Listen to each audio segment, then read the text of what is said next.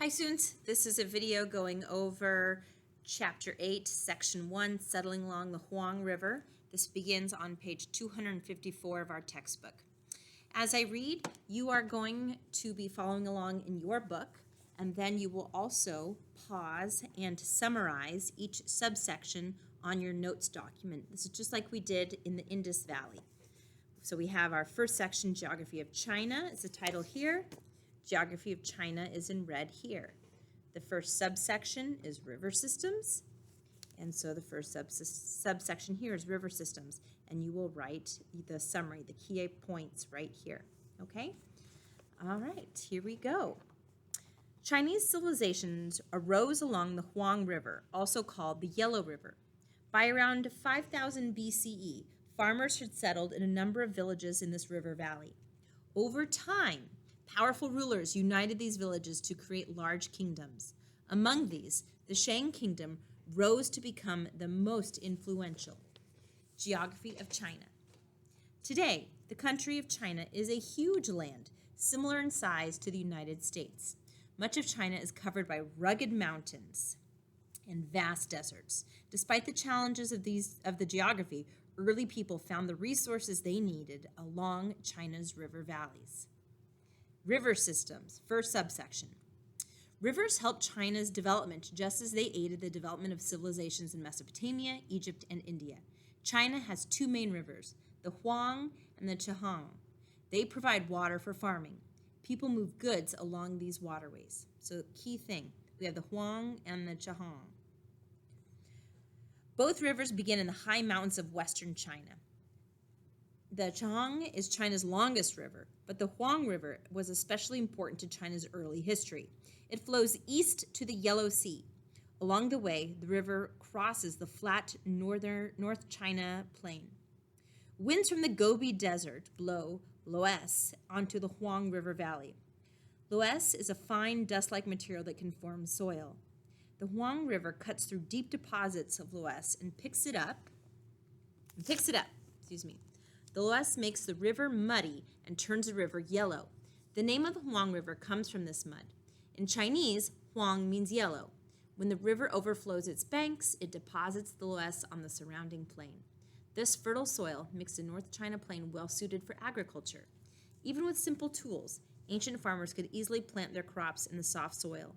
It is on this plain that people created the first large settlements in China. Please pause the video and write your first summary about the subsection river systems. When you're done, press play. Isolation. China is nearly surrounded by physical barriers.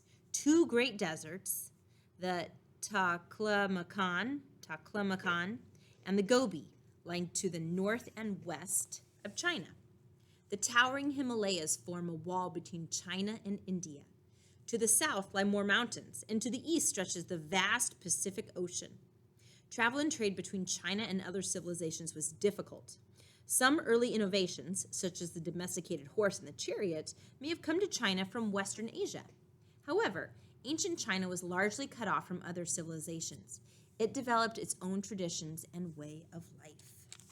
Please pause here and write your summary about that subsection. The Shang Dynasty. So now we are starting the next section, students. In our notes will be down here, the Shang Dynasty.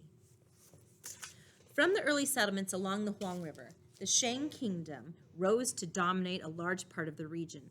The language and culture of the Shang would have a lasting influence on China. The Shang Rise. Farming villages grew along the Huang River. These people used stone tools and made pottery and silk cloth. Some of these villages had chiefs or rulers who organized workers and commanded warriors. Strong chiefs led their warriors to take control of nearby villages, creating small kingdoms. Around 1700 BCE, one of those kingdoms began to expand. A ruler from this kingdom founded the Shang Dynasty. A dynasty is a ruling family that holds power for many years. This dynasty lasted some 600 years. It is the earliest dynasty for which we have a written record. Please pause here and write your summary for the Shang Rise. Shang government. Strong rulers ran the government. The Shang kept power within the family. Rule passed from brother to brother and from the youngest brother to the oldest son. The Shang leaders organized groups of farmers to clear and prepare new land. The result was larger harvests. With extra food, Shang rulers could support many soldiers.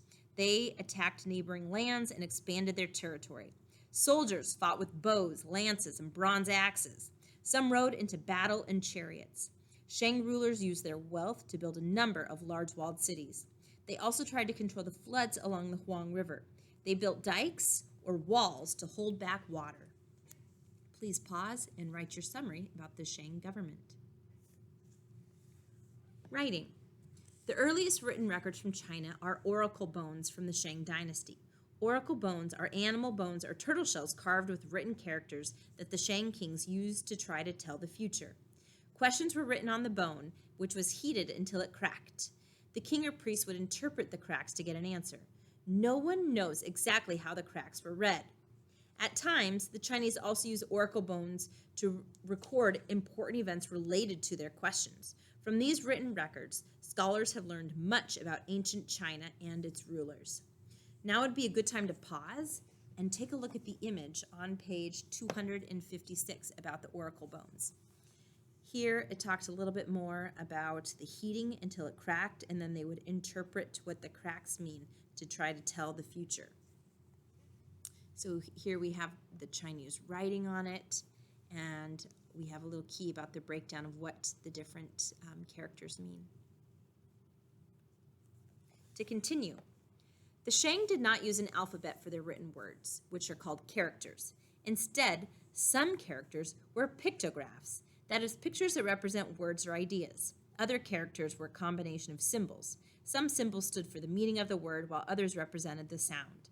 By 1300 BCE, the Shang had a fully developed writing system. Many ancient characters became the writing Chinese people use today. The sound changed, but their meaning can still be understood. Today, written Chinese has many thousands of characters, making it a challenge to learn. Still, the system is useful in a country where people speak many languages. Spoken Chinese is different across the country, but all Chinese speakers use the same characters. In a sense, Chinese characters are like numbers. A number has the same meaning in many languages, even if the spoken word used for that number is different in each of those languages. So, if we think about the number 1, in English we say one, in Spanish we say uno, in Yupik we say adauchik, but because it's a number, everybody can know what that number means. So that's what is the same thing for Chinese writing. The spoken word is different throughout China, but all the characters are used the same. So pause here and please write your summary about writing. Last section, bronze metalworking. Shang artisans created pottery and jade carvings, but they are best known for their bronze metalworking. These objects included finely decorated pots, cups, and weapons. Most tools used on a daily basis were not made out of bronze. The Shang used the expensive, beautiful bronzes in religious ceremonies. Human and animal sacrifices were prepared with bronze blades. They also offered food and wine to their gods and ancestors in the hope that these spirits would help them. Please pause here and please create your last summary about bronze metalworking on your paper and then answer your essential question.